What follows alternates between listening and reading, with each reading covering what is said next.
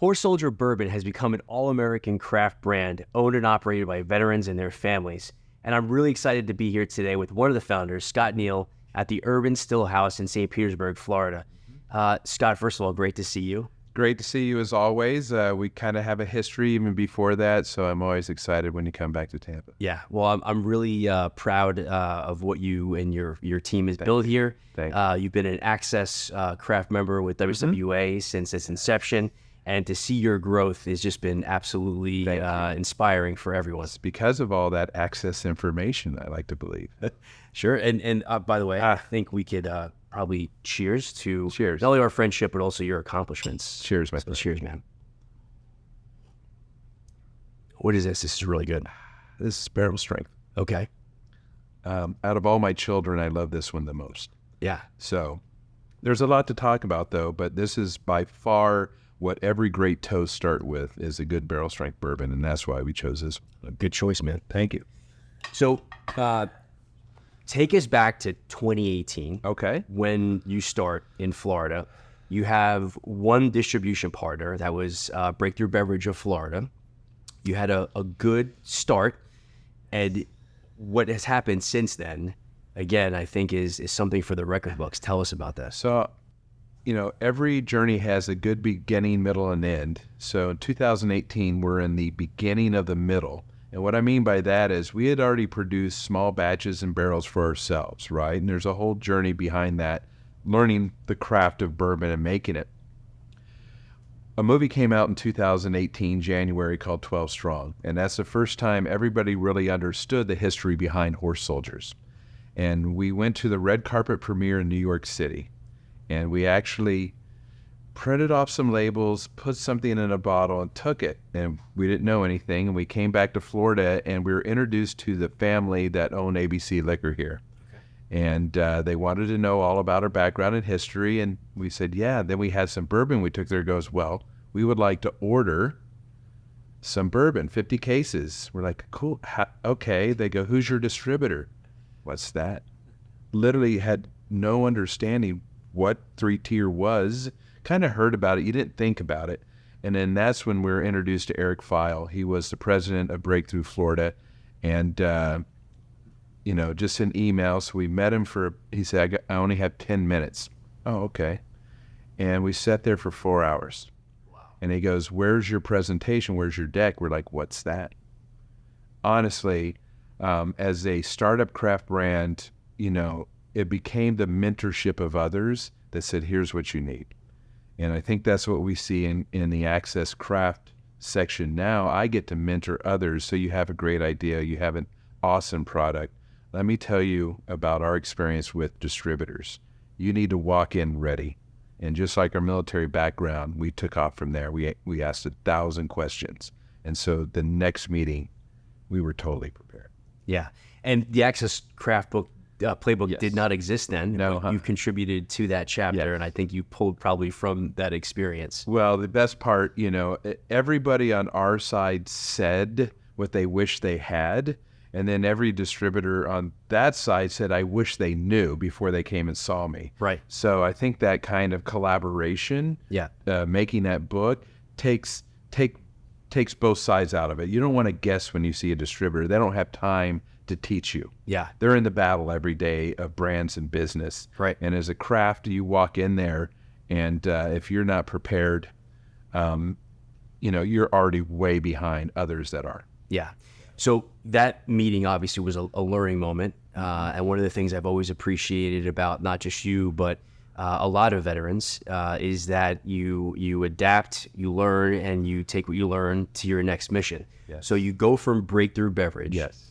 You kind of sharpen your sword there, and then you engage with Johnson Brothers, Martinetti, Southern Glazers Wine and Spirits. Take us through sort of those pitches. How did those go based upon your breakthrough? So once again, through a lot of conversations then with craft owners, right, and maybe some larger brands, you start to, there is no network per se. You have to be introduced and meet them. You start asking your questions, and they say, our very next state we wanted to go to was actually from the investors. The investor said, hey, I live in Indiana.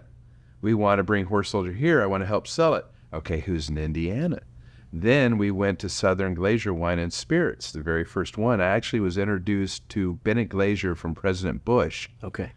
And he called me and he said, okay, President Bush said, maybe I should call you. I'm like, okay, here's our story, here's our brand. And then I got a call from the head office there in Miami and said, we're in Indiana. So see, this triangle, you never know. So through network and connectivity and other people, we went in and was introduced to Southern.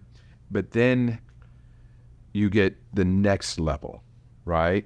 What is your marketing and promotion? You know, what is your budget for samples and tastings, you know, and you don't know these next steps. And I think that's what was missing from us. Yes, we were very adaptive, we're very smart and clever and quick and instantly, you know what I mean? I'll take something off somebody's desk and be like, okay. But I see today there's more of a path. Right. That craft brands can follow, and it is a playbook. If you think you're going to reinvent the world, you're not. If you are imaginative and you're ready and you're prepared when you get in there, and that 5 minutes you have or that 30 minutes you have, that's when you win. Yeah. So in this meeting, they obviously were impressed with the juice. I mean, this is pretty amazing. But it needs to be, we could cheers again. I know. But there needs to be more than just good bourbon. And your story is tremendous. And we just passed another anniversary of September 11th. So tell us how you incorporate your brand story, because it's not only one that is historic, but also as we get further and further away from the events of 9/11 on 2001, they become historic. They do. You know, we created three things. We call them the 3 A's, right? One, we're authentic. Sometimes you see celebrity brands and you pretty much know that they don't go to that distillery, you know what I mean? They don't work all day. They don't put their life's money into it. They just twit on social, whatever, and they do it. So the authenticity is, we actually learned. We traveled the world. We went to Scotland, to Ireland. We went into Kentucky. We actually worked with a Cooper for a while. So, you know, people are like, the only reason you did this is because there was a movie. We're like, actually, we started this before that. Next is all American. We wanted, during this process, you know, we wanted to see if everything could come from America, because all you hear is you'll make a little more money if you get glass from China. You'll get a little bit more if you just do this. And we're like, that's just not our culture, right? And so we spent a lot of time with different manufacturers of different inputs, and then finally award-winning. Imagine having a great story, a beautiful looking package, and it's too young, right? Or it just has an off taste. Right. So we were focused from the juice first. Okay. When you go to these award sessions like the San Francisco Wine and Spirits, it's a blank bottle with a number. They don't know the provenance, the history, or who made it. You have, you know, so many judges and they taste thousands of things. To become a double gold winner, it's a blind tasting. And if everyone agrees that it's a gold, then it's a double gold. Wow. So nobody knew our story, right? So the last part is probably the most proud part, is we're award winning. But I like to say we've won more awards for our bourbon than we have in combat. So that is the formula that we then took to the distributors, said, hey, yes, there's a story to tell, but you don't have to be ashamed of what you're selling. And that kind of combination is what's helped us grow this fast. Yeah, so not just what's in the bottle, but also the and the package is beautiful. It's bar jewelry, right? Right. And there's enough of a story for a bartender or a young sales rep that says, another bourbon. Okay, well, did you know? Right. And so I think we found a formula that worked for us in our story. Yeah.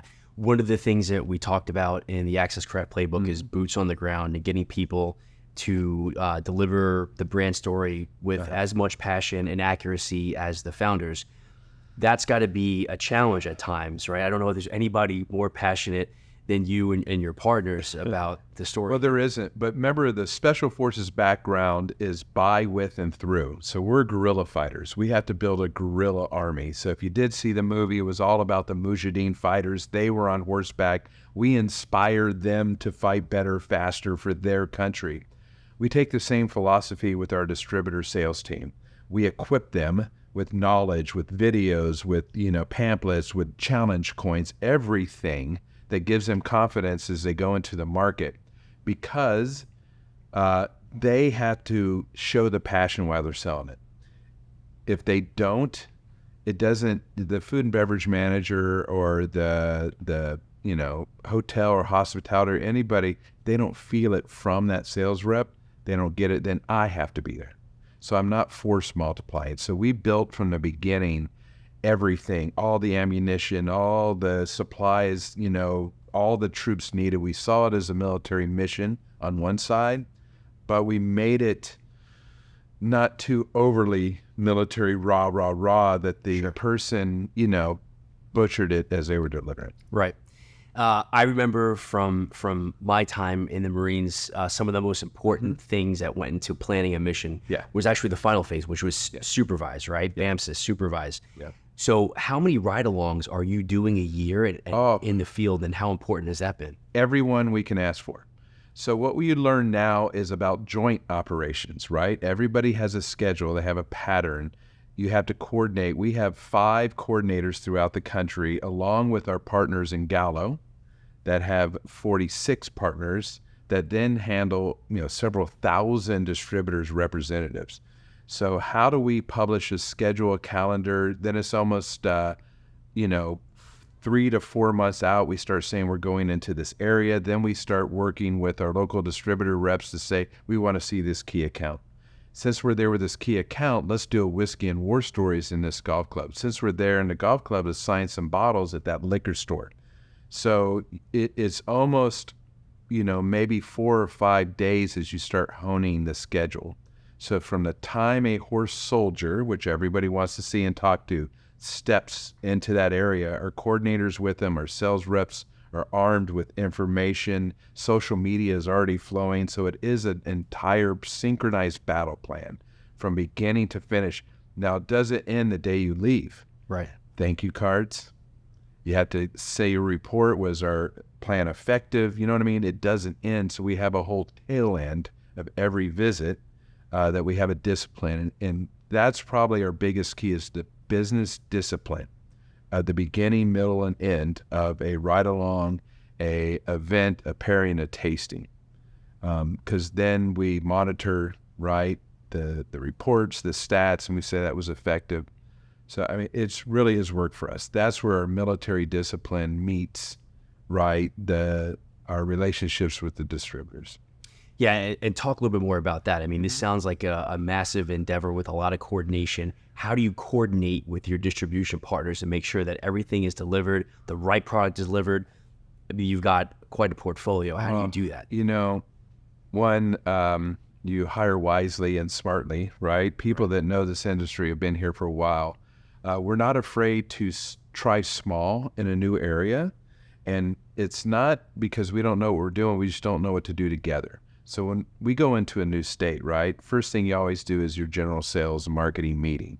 You want to give a big bang, high energy, all the products are ready to go, all the point of sales.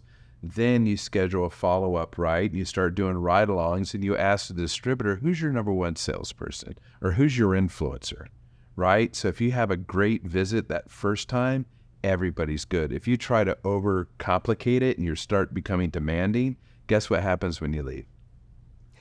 There's a lot of work and energy. They're asking more than I think. Right. So just like guerrilla operations, you have to show the guerrillas, I hate to say it that way, but you have to overpromise and overdeliver, right, and not make it complicated. But once they get it and they see it, then you can expand in that market. Hey, who's the next person we should see on your sales team? Let's go see some really good steakhouses. And and pretty soon they're coming to you. Hey, I just met with the manager over here. When's the next time a horse soldier's coming in? And now we're not leading it. They're leading it in their area, and they're happy when we come. Yeah. And unlike your days with the Green Berets, you're not dealing with an unlimited DOD or black budget. Whoa. How do you plan to cover all these things financially? That we're talking about a 4 or 5 year effort here, but still, how do you So based on, knowledge of distributors, that's where they know. So, you ask, what does brand X spend in your market, and what is their per case marketing promotion budget. You're like, ooh, ew, you know, where we started chipping away on the edges. We started getting into smaller regional airports and the carousels. It was very cheap. Then we started to get into signage and billboards, right? And we would see, maybe it wasn't a major holiday where the other brands would put a lot of money, but remember, we have Memorial Day, we have 4th of July. So we started being clever by saying, where could we value shop our, marketing and promotion when traditionally brands weren't in that space. And that's how we took it. And then feedback. You don't want to waste $1 because you can't get it back. And so we tried sports teams and we learned a lot, right? With signage, behind the home plate, every time we would measure. So if you can't measure your success, then why are you doing it? And so we worked with PGA, NBA, then we went down to smaller events like rodeos. So we were unafraid in small areas and venues to invest. Yeah, so you're very strategic about where you place your money. That included looking at the calendar and getting the best bang for your buck, for lack of a better term. Obviously, a smart play that has worked really well for you. Yeah, it is. And then you have to broaden your aperture. What I mean by that is now tasting companies, understanding the tasting network. There's small companies, there's big companies, there's companies grocery chains want to use. And then there's other venues where they really don't care. You're just a number and you'll show up in a spot inspection like you did as a Start Major, and they don't know anything about the brand or whatnot. So we had to quickly evolve. But it all came by asking the liquor store owner, who's the best company that works here that you've seen? Can I write that down? You know what I mean? It's all, we ask 1,000 questions of everybody who's around us because that knowledge has been unharvested for small craft brands. Human intelligence. So Human intelligence. Yeah. Might have known that before. Yeah, I think so. Yeah. Sounds like it.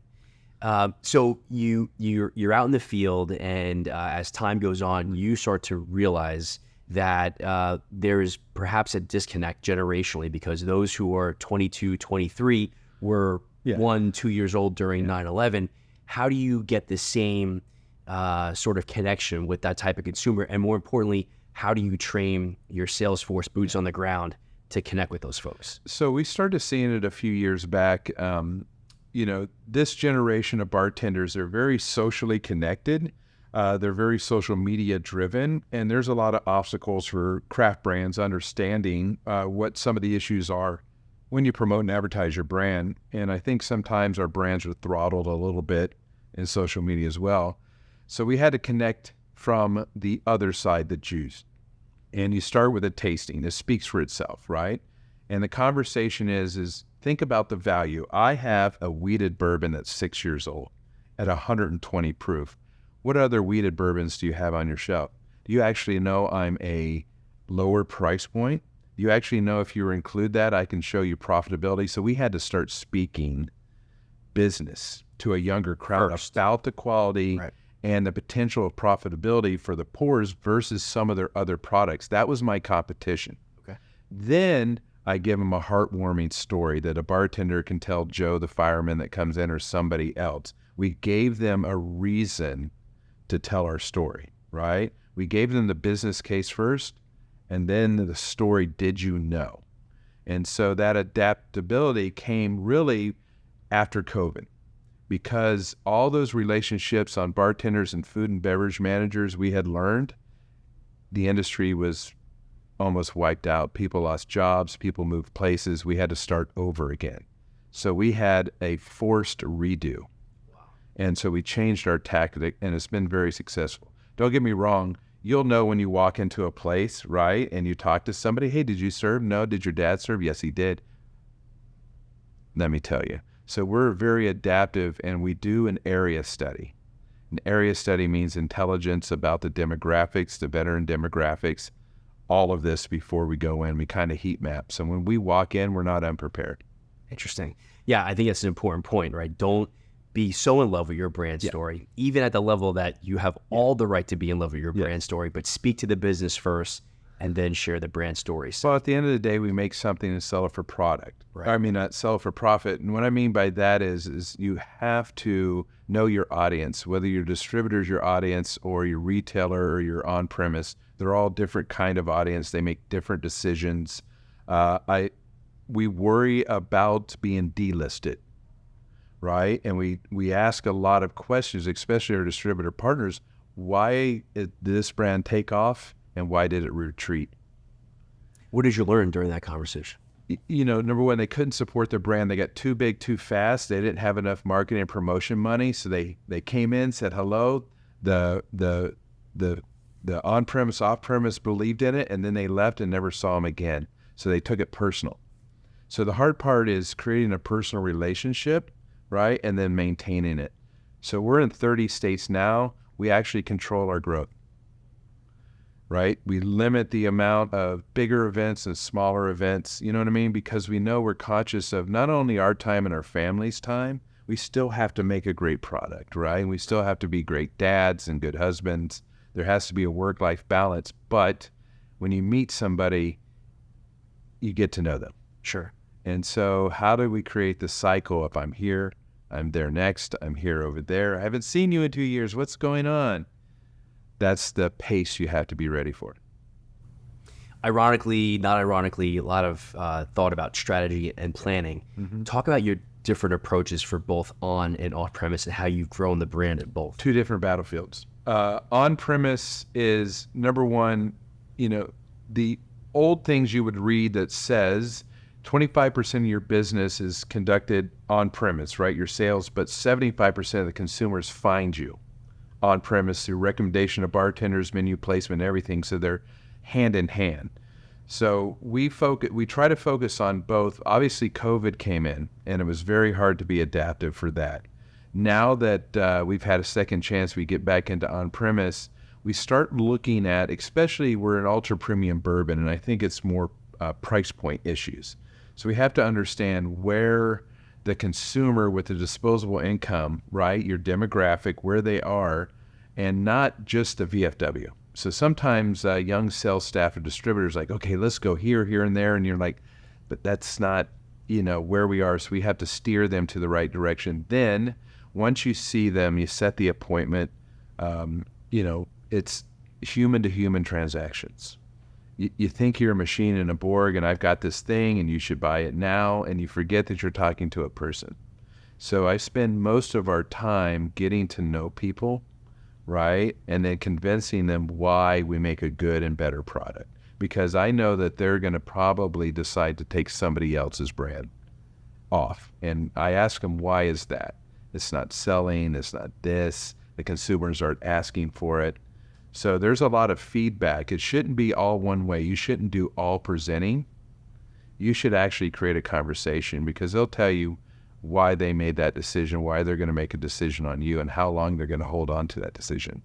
Interesting. Right? Because if it's not pulling through a certain amount of time and you're not coming back and you're not doing your part with social media, you know, you may not come back as long as that person's there.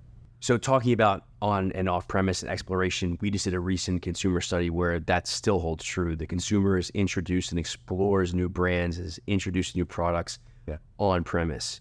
And so a lot of times I think the craft brands focus too much of their time and attention. And as you said, it's two different battlefields.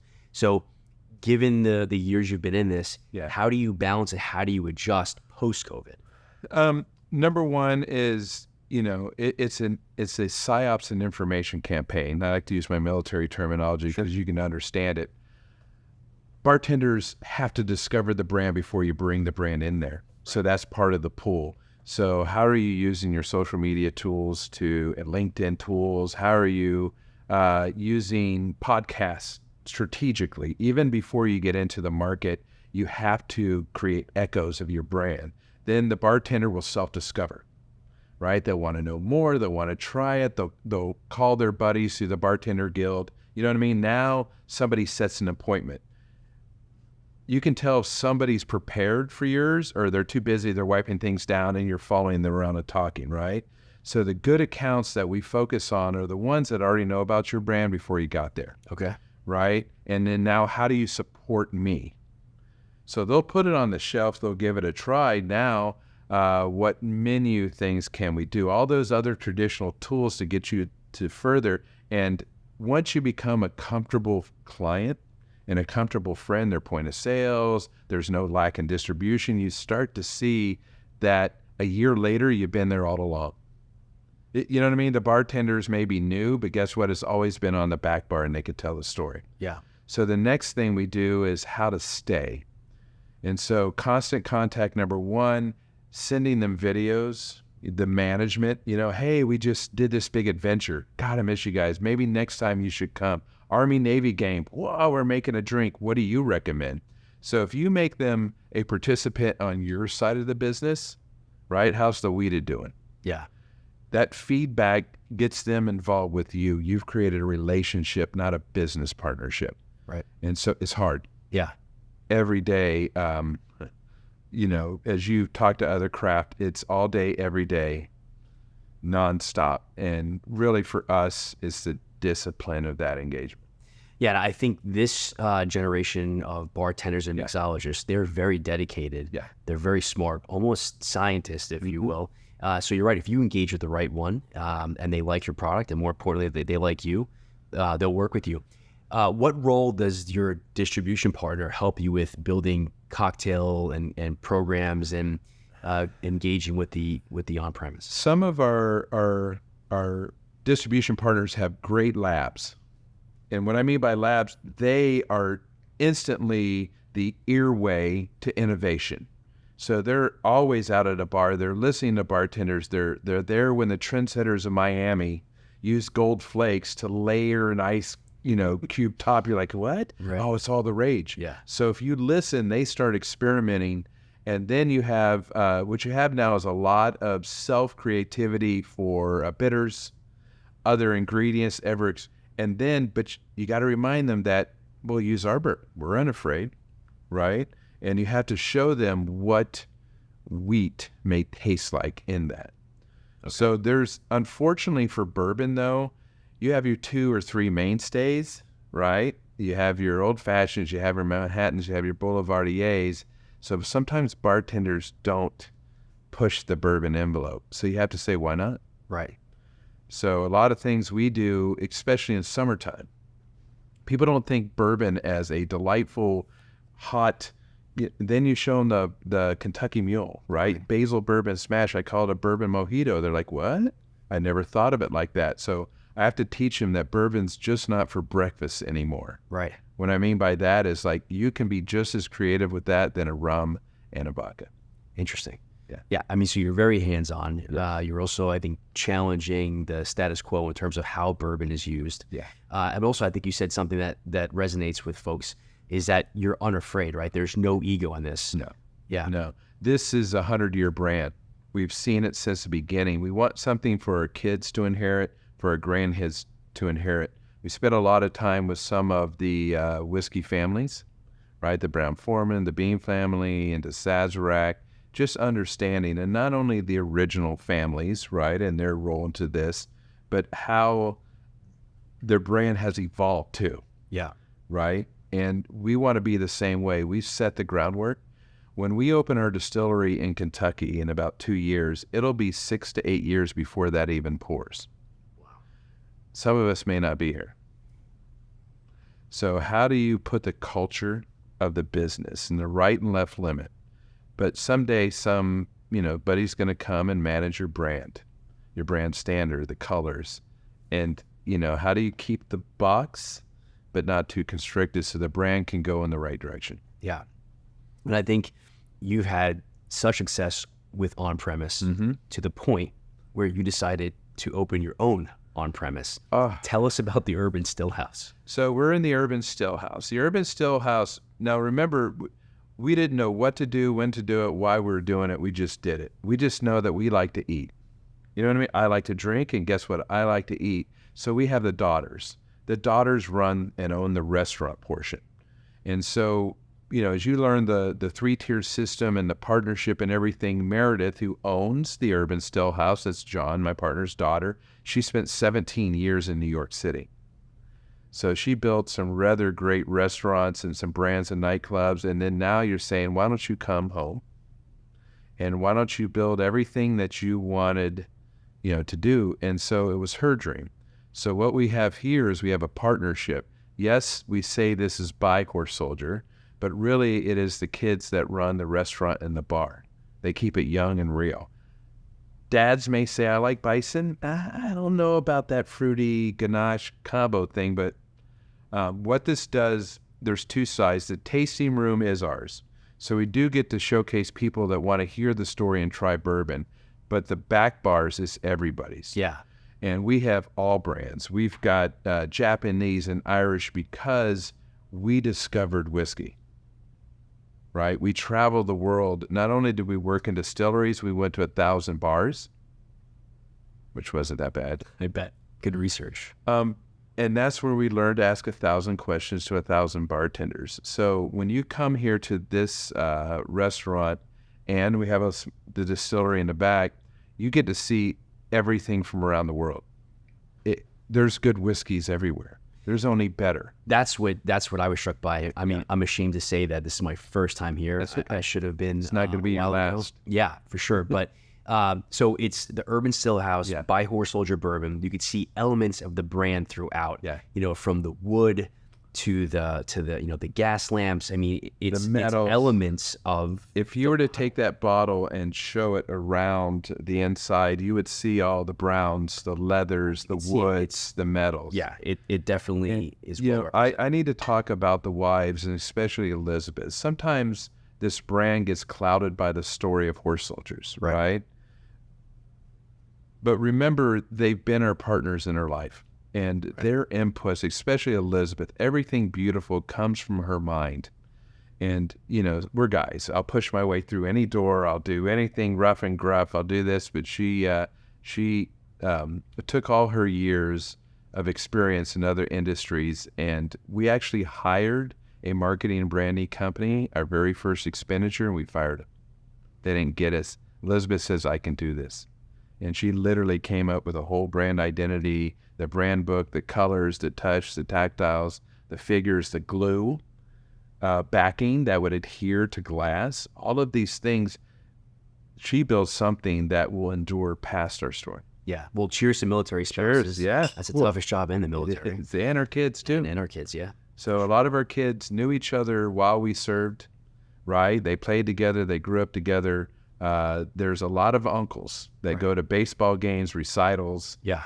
You know what I mean? This has been the best part about this business is the family aspect. Going back to the whiskey library, if you will, that you've built, what was, again, took me back a bit was there is no ego. You're not protecting the brand. You have welcomed, there's hundreds of whiskey brands here. Yeah. And there's one bar in particular where I think I saw one bottle of Horse Soldier Bourbon on it, and the rest was representative of so many others. What was the thought process there? The journey, right? So if I can make you welcomed, comfortable, a great environment, when our bartenders, so now we get to talk to our own bartenders because we've talked to 1,000 bartenders. We say, when somebody comes in, say hello. Where are you from? That old hospitality. I'm not inventing anything new. Sure. What are you ordering tonight? I know you just ordered this, but you know what goes good with that? Let's try this whiskey. Why? Oh, do you like rye? Let me show you these other ryes. Let me show you a Horse Soldier. I'm going to pour you a little bit. If you take them through the journey, and if they are avid bourbon lovers, you know what I mean? Help them explore some more, right? They'll become your friends. They'll Google and they'll do everything. It's the ones that haven't discovered great whiskey yet. Maybe they had a good experience or a bad experience. And especially the ladies. Ladies now have come on very strong. They know wines, right? They know the best ingredients and this and that. When they come to our restaurant, they kind of indulge a little bit. Right. And it's a great time to say, well, if you like that, maybe you should try this. And this doesn't have to be ours. Then you begin. You're trusted. Yeah. This place is trusted, not in your throat all day long. This is all you get. Those guys are bad. It's really right. Discover why the world loves whiskey. it's really a unique and smart approach, and I could see why it's playing well and working well with your consumers. We did 100,000 old fashions last year Wow. of Horse Soldier. So sometimes I do box. Right. You know, all right, nobody else is making an old fashioned but ours. Yep. But even when we do our Bloody Marys with bourbon, people are like surprised. So here I'm going to brag on this one. We do a bacon fat wash Bloody Mary where we cook the bacon, then we take the fat, we put it in a large tub, then we pour Horse Soldier in it. Okay. Right? So it infuses with the fat, and then you scrape off the part and then use that bourbon in your Bloody Mary. Wow. Amazing. Oh, so good. You know what I mean? Yeah. You wouldn't know that unless you let a bartender, and the cook Right.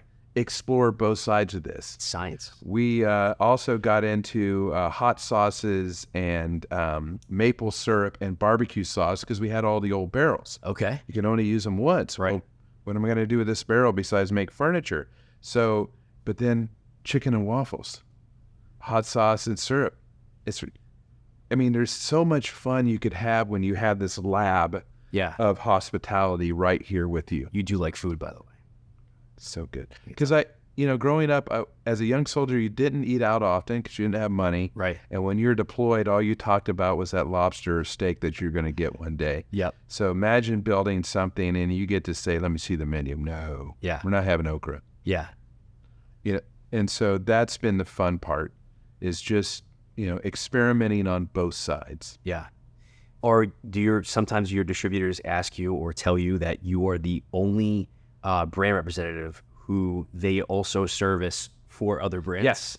So guess what? We get the benefit of them bringing clients here. Okay. Right? So not only does other distributor partners bring other retailers here. Okay. Imagine the top 5 steakhouses in the country, when their brand representatives takes them to fish in Florida, guess where they bring them? To the restaurant. Guess what we do? Ask them 1,000 questions because we're still learning. Right. Right? How do you do this? Why'd you do that? We don't hard sell us. Right. It's no obligation. Yeah. Right? It's just we were kindred spirits that are curious. And so what I've seen is this business, when I see somebody that's guarded and secretive, I'm now suspect that something's hidden. Right. Because the best ones I've seen are fully transparent and open. Yeah. In the restaurant business, the distributor business, in the craft business. So that's my one advice to craft people. Don't think you have a secret. You don't. Right. Right? Learn and ask and have pride in what you do. Yeah. But people will see through it if, you know what I mean? Just be open and honest. How has operating this bar and restaurant helped you engage bars and restaurants with the program? Understanding the younger culture. Okay. Right? Because we do have younger bartenders and wait staff. We get to understand it. I also get to talk to Meredith and the others, their frustrations and buying cycles.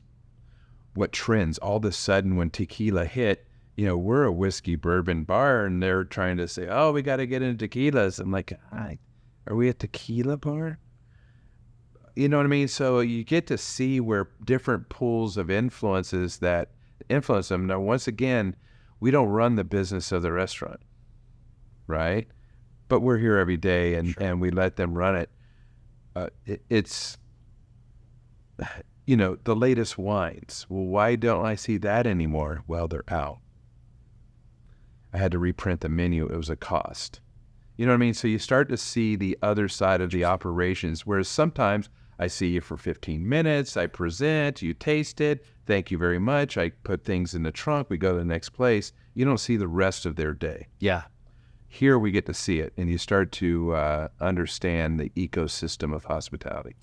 You have a wine list as well, which is impressive. Yes. What is the difference in your mind between building a wine program and a cocktail program?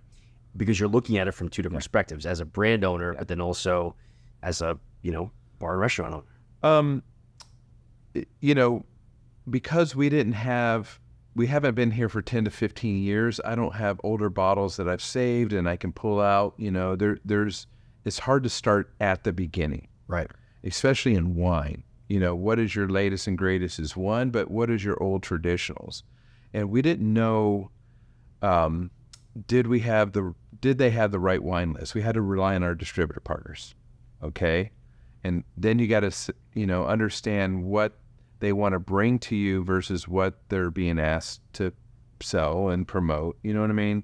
As you evolve in your wine list, you really start to see what the customer wants. Right. But they also rely on you as a wine supplier and a bourbon supplier to show them what they don't know. So the tastings become important. And when they sit down there and they go through that, as soon as, a partner leaves, there's a discussion on the cost, the value, what are we going to take off, what are we going to put on? So that's been interesting. But I have to remind everybody, I get to witness that. I don't get to decide that, right? Right. But it's almost like a play. Sometimes people will see the curtains and they see the acting and they're still so good, the curtains close. They didn't see what went into it before, and they didn't see what went into it after. And we've had the benefit of seeing both sides. Yeah, I mean, that's unique, and I think it's probably... If I had a young craft person, I would almost say that they need to have worked at a bar, or they need to, you know what I mean? They need to be journeymen and women and see the other side. That'll help them understand how to present better, tell their story better, make their marketing and promotion things even more accurate. And learn some valuable business lessons. They do. Because I think a lot of, and we've learned this as well, and speaking with craft brands, a lot of times they fail not because the product isn't good or they're not passionate. It's that their business operations and plan are failing. And we have a thing here called hedgehog. Hedgehog, if you ever read the book about the hedgehog and the fox. Fox knows lots of things about lots of things, but very little. Hedgehog knows one thing, and it focuses every day. And what I mean by that is sometimes we get distracted. Here, we want to make this secondary product or this thing, and it's hedgehog. Why? Because in the business world, we make something, we sell it for profit. You're going to make a great product, commit to that. You're going to have great branding, commit to that. But at the end of the day, you have to make it and sell it at a profitable measure, not only for yourself, but your distributor partners and the retailer. It's a partnership. So when we talk, I don't talk about my sale's done. I show them how they're going to make money too, how we're going to support them making money, and that we have the inventory, the funding, the finance, the sophistication to be here for the next 10 years. Yeah. Some craft brands, they don't know if they'll be here next year. Right.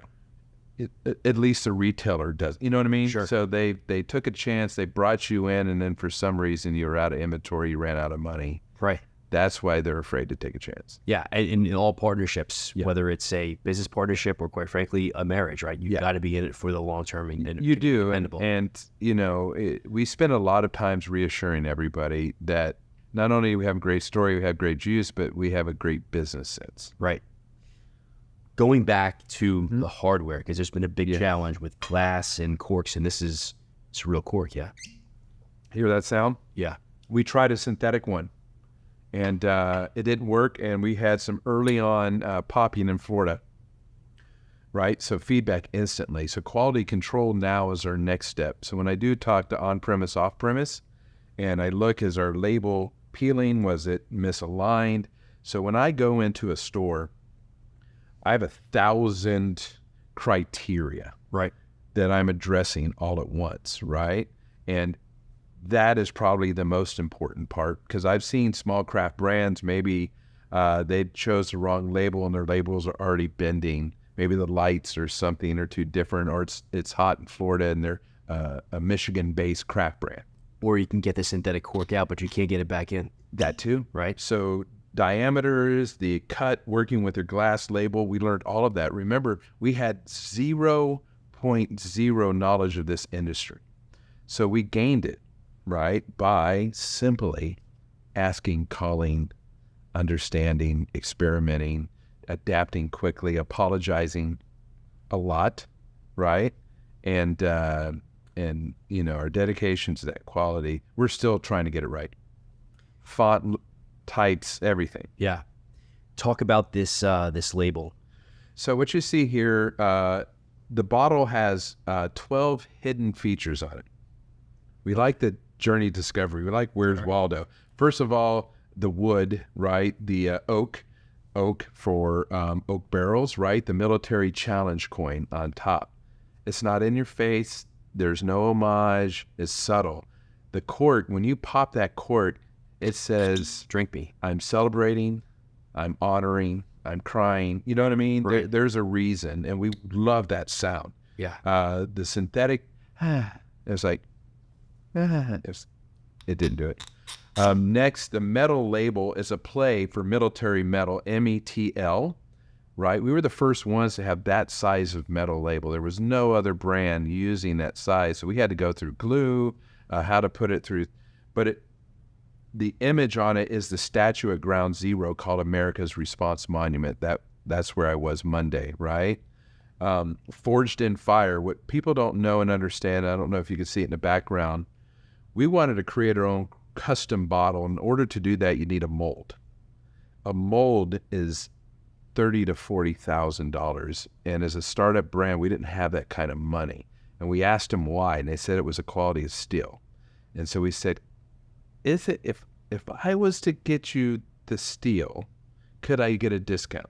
It wasn't because of our backstory. Nobody knew about us back then. It was literally we were too broke to get our own bottle molds. Right. And so we created a deal with Anchor Glass, which is in Lawrenceburg, Indiana, but the headquarters is here in Tampa. And they said, what do you mean you're going to get us the steel? We told them the story about the statue at Ground Zero, and we buried pieces all along the battlefield. So we sent them a ton of World Trade Center steel. They created the bottle mold. So every bottle is molded by World Trade Center steel. That's why it says forged in fire. So there are a lot of hidden things, and guess who did that? Elizabeth on her own. Wow. We didn't know all these designs. So the shoulders are broad for the weight we carried. You have the axe and the arrow, which is the Ranger and Special Forces Regiment. So the military branding is subtle. We wanted you to see the juice as much as you could. And for those who have this bottle and have not yet picked up on those subtleties, they now know. Now they know. Now you can go to our website. Every day, all day, changing. Okay. Let's talk about digital presence while I drink more of this fantastic. Please, pour more. You know, because no good story ever started over a salad, right? No, of course not. Okay, good. Well, maybe, but not here. So digital presence, how important was it, and what has it evolved into? It's hard because of our background. We're not used to being in front. I've kind of taken the role. It was because of my nonprofit efforts. I knew that we needed to tell our story. In the beginning, it was hard to understand and navigate all the rules and laws, perceived, true, and untrue. You didn't know exactly. It's the wild, wild west for craft brands to figure out what's legal and not legal to put on your brand and your social media. Right. Even today, I read and I study, you have lawyers, and it's still the gray area, which is good sometimes for craft brands. Sure. But we saw it as a way, because anytime I talk to you about bourbon and you walk away, what's the first thing you're going to do? If you remember, you're going to Google it. Right. So I had to learn about SEO and stacking images, right? Yeah. Then when we got our partners like a Drizzly or a self-delivery partner, I didn't know, but they have a portal that brands go in and make sure they have the right image. All of a sudden, correct. So every week I have to create a battle discipline where we scrub our brand to 30 places in Google to see if it's the right image, the wrong image, a new podcast has popped up. You have to be aware of what people are talking about, saying, or misrepresenting your brand. Now we're at a position that we have copycat T-shirts, hats, and other people on eBay, foreign countries now take our branding and they put them on stage, glasses, and everything. Wow. Yeah. Something you never thought you'd have to do. Never thought, but my partner, Coco, previous military, who was previous business person, he understood IP. So when I tell people, they're surprised at our business acumen. In other words, understand when people are going to come after you and for what reason. Right. Right? Because you become a little too big sometimes. Yeah. And then you become well known and people are now copying your brand, copying your bottle, copying your IP. So overall, social media to us, it's a daily and a weekly discipline regiment in our business. I could see that conversation between you and Coco. Coco probably wanted to take the legal route of rectifying that. You probably said, let's locate, identify the warehouses, kick the door in, burn it down, and then move. And you have the emotions of it's yours. You're stealing from me and my family. Right. And that emotion, though, you have to do it in a, so there is a process, send a letter, cease and desist. Right. We found some nonprofits sometimes, you know what I mean? There are special forces, they print some, so calmness, now that we know, what should we do? Right.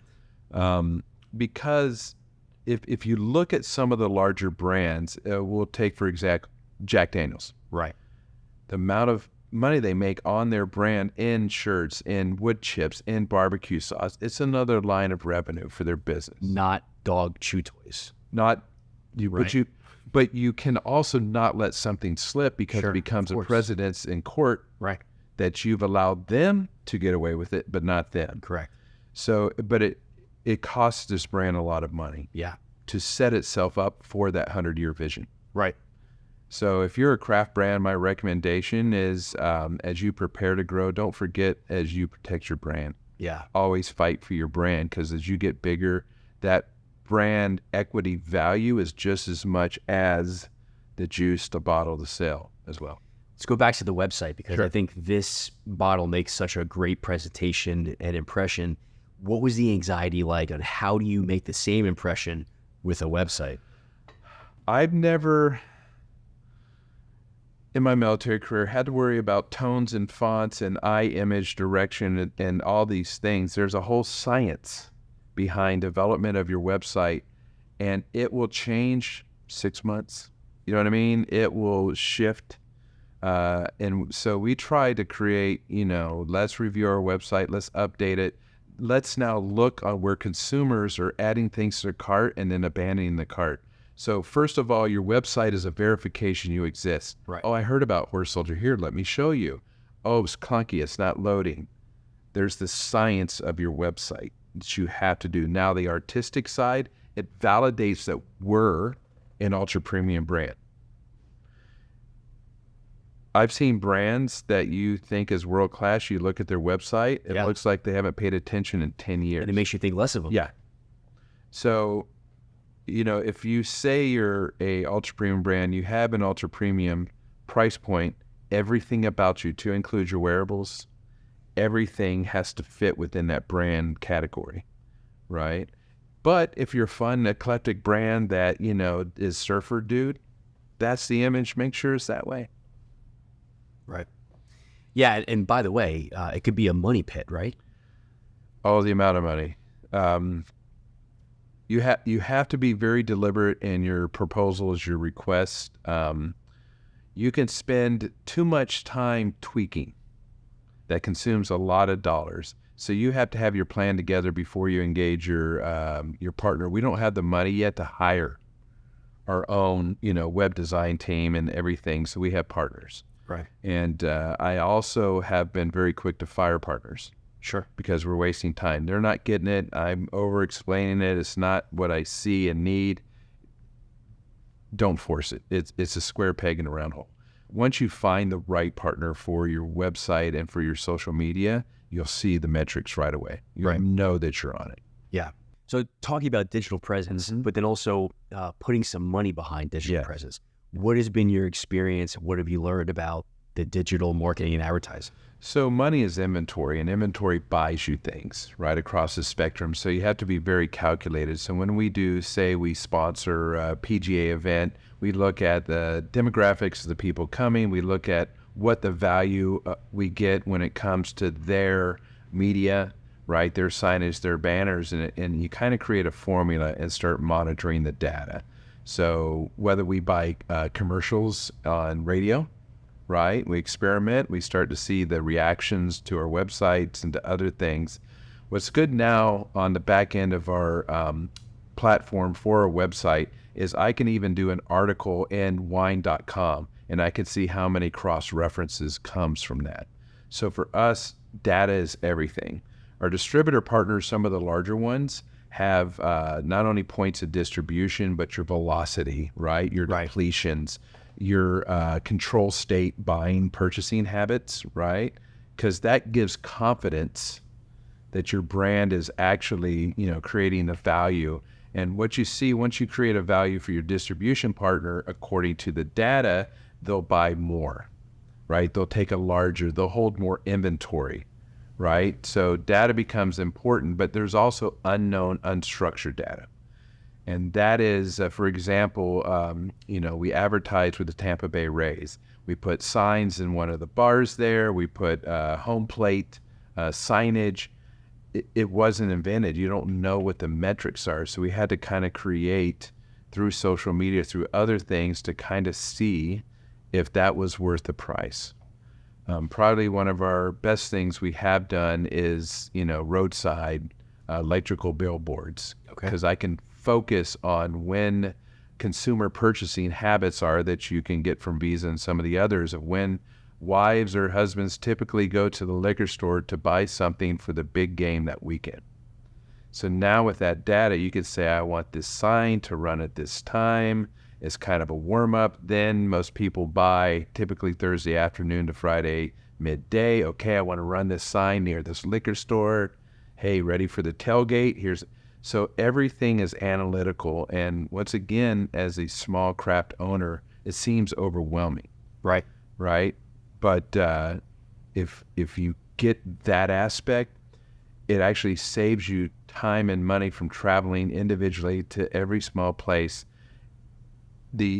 What you can do in a digital space is 10 times the amplification of anything you can do in person.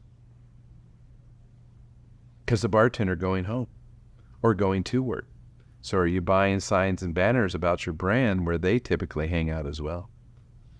Yeah. Lots of audiences, lots of ways to reach them, but it all costs $8. Cost. And there's only 100 pennies in $1. That's how we see it. Yeah. So we're not afraid to experiment, but we're also not afraid to walk out of that maze very quickly if we're not getting any information or data. And to your point, the digital space is very different than the physical space, but I also feel like the money goes very quickly in the digital space. And it's hard because you try to find social media companies and marketing and digital partners. Sure. The ones that really get it work for big companies. Yeah. They don't have small brand capabilities. And that became frustrating in the very beginning. And we talk a lot to our distributor partners. So you go to Southern, and the Chapman family has invested heavy into some of their digital capabilities, right? RNDC. So you start to see them understand and master the area, to include geofencing. Right. It's a 360-degree battlefield. Yeah. In the world of spirits. On a budget, where would you focus your money for digital spend right now? Roadside electrical is pretty good. If you negotiate a longer contract, you'll get more, and you'll be able to upload an image instantly. So say there's a football event or a college event or something, you can change the graphic pretty quick. We didn't really invest where you had to put one vinyl sign up on one roadside place. It kind of makes you feel warm, and your parents will call you when they see it. You can't gauge information. Next is 1,000 small events. They'll love you. The little Boy Scout troop, the little country club golf outing. We were very good at 1,000 events with 1,000 people because nobody else would show them any interest or love. So we started the groundswell, and we invested all over the country now in little bull riding events, everything. Where the big brands weren't, we were. Interesting. Yeah, it's opportunity. It's opportunity, and it cost us less. Right. Smart. You have now gotten to a place where you started with one distribution partner, Breakthrough Beverage of Florida, and now you have several. Yes. How do you manage all of those distribution partners? At the end of my career, I was the senior list advisor to the director of the Interagency Task Force for Counterterrorism. So CIA, NRO, GSA. I'm used to a lot of partners. We all are. And we started to understand everybody had their own language. Right. They had their own glossary. So I had to ask each and every distributor, can I get a glossary of your inside terms? Because you're saying things, I don't understand it. But then it's the same as this distributor. So we had to understand the language of our distributor partner. Now, when we talk, we have to adapt each one of our conversations, briefings. That's been the most challenging part because there's not a system. But it's helped right? with better communication, better output. It does, because you want to be precise. Now we're at the pace of business. We got 15 minutes to talk. We're on a call for 30 minutes. You want to get to it, right? And you don't want to create space and noise because you're miscommunicating to each other. You want to know their terms. This is my budget. This is my plan. I'm coming in for a ride, and then the next conversation, you have a whole different partner in a different region that has a different, heck, it could be a Southern draw, and you got to speak their language. So we have to have almost a joint operations center. And when we start to engage our distributor partners, we have to adapt sometimes our briefing, our style of talking, the way they like to communicate. Some of us are Mac-based. A lot of them are Windows-based, right? So now you got Zoom versus window calls. Yeah, it's just funny. I think that's probably the hardest part of our evolution is now that we have multiple partners is managing them because they won't change to you. Right. They won't. Yeah. But when you speak their language and you come to terms, it's been a very... They're a business, we're a business. The most efficient and effective way is how you have to deliver the time and attention you have with them. Sure. If you're mumbling and you're not ready and you're just confused and they're confused, they'll hang up on that phone call and go, that's just a difficult partner. So when you got them, it's up to you to be precise and ready. Right. And even if they're not a little bit, you just send a nudge email. It's like, hey, can we get on the phone again in a couple of days? I think I didn't get all the information I needed. Yeah.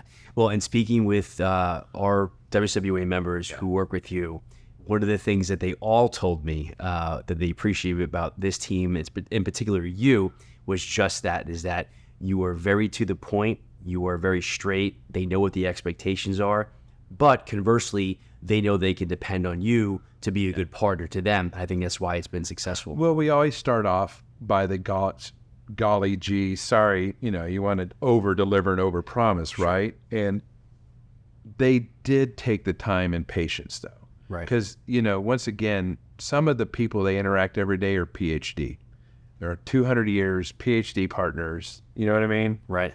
And there's a little bit of energy you give to new partners. Right. And then I think what they saw in us, we were genuine. Yeah. I'm sorry.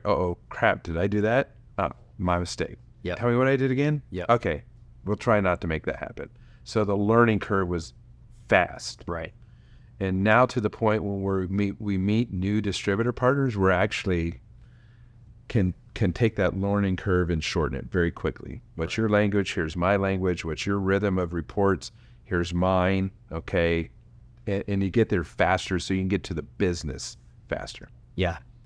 If you can go back Ooh. to that first meeting and you could brief yourself before you went in there, what would you tell yourself?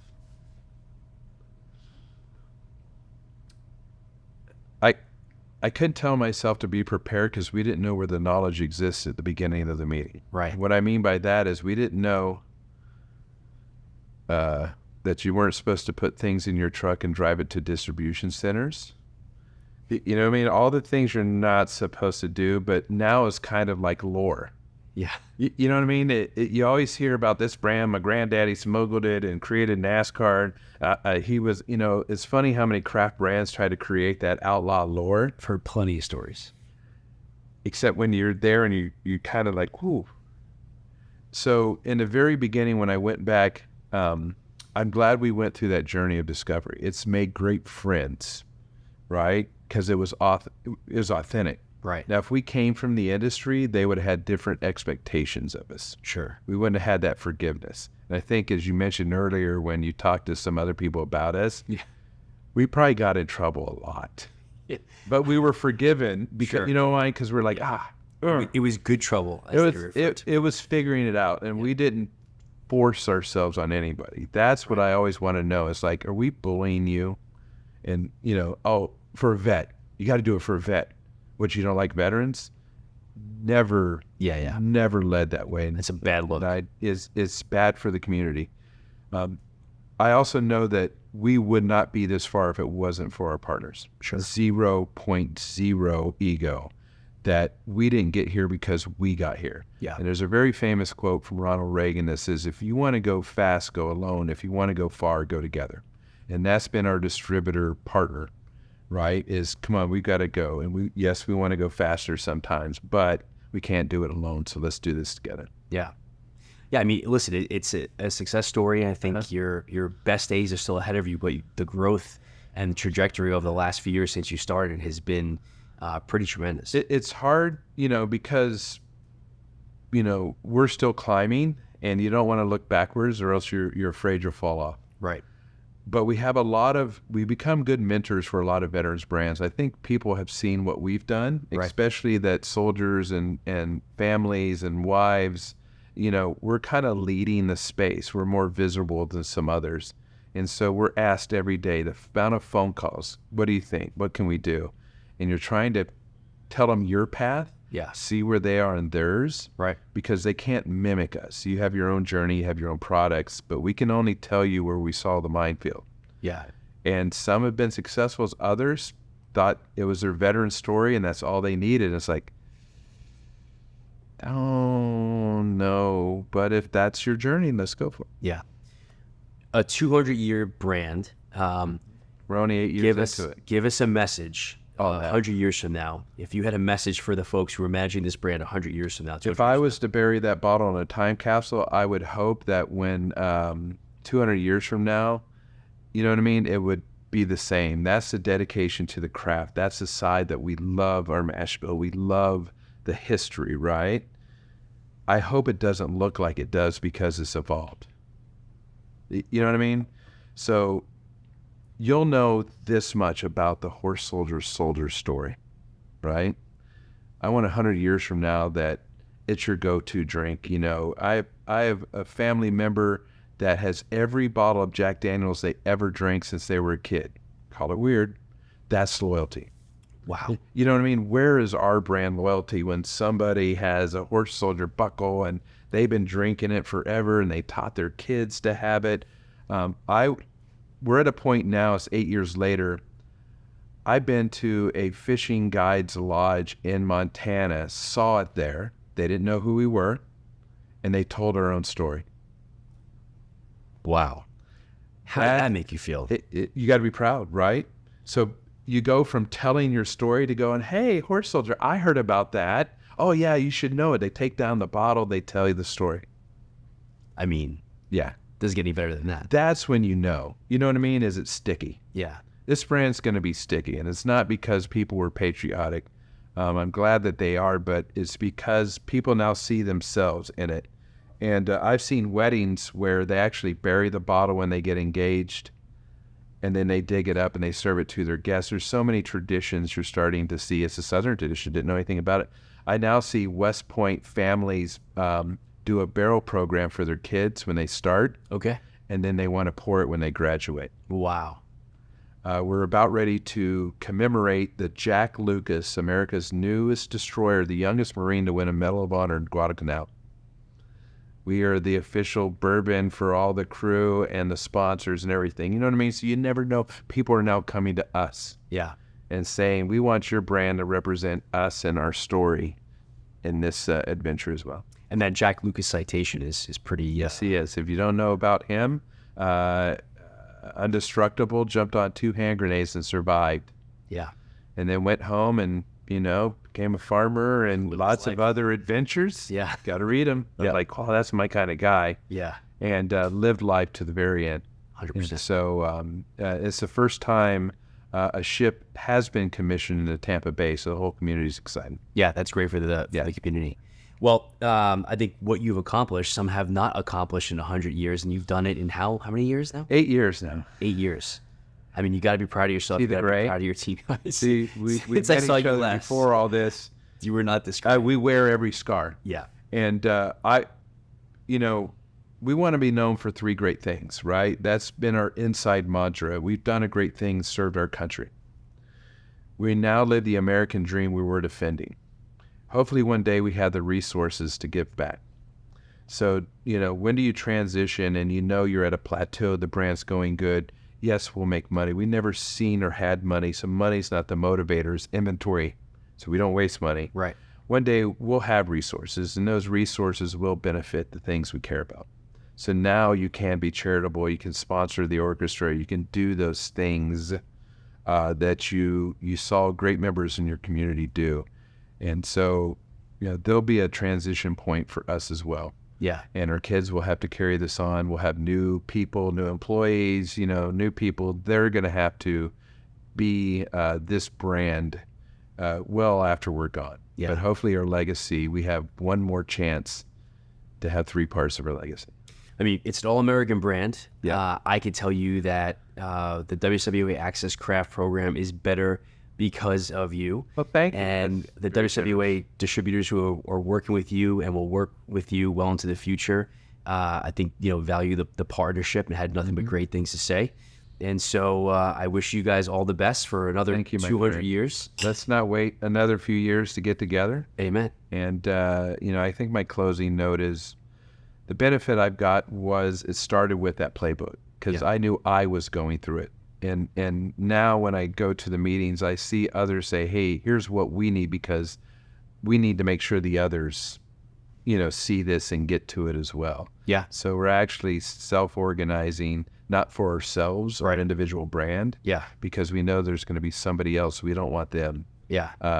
to not go through the journey the right way. And it's becoming almost like a field manual, Yeah. if you will. But I think more pieces like this will make it, Always gets better. a little more polished.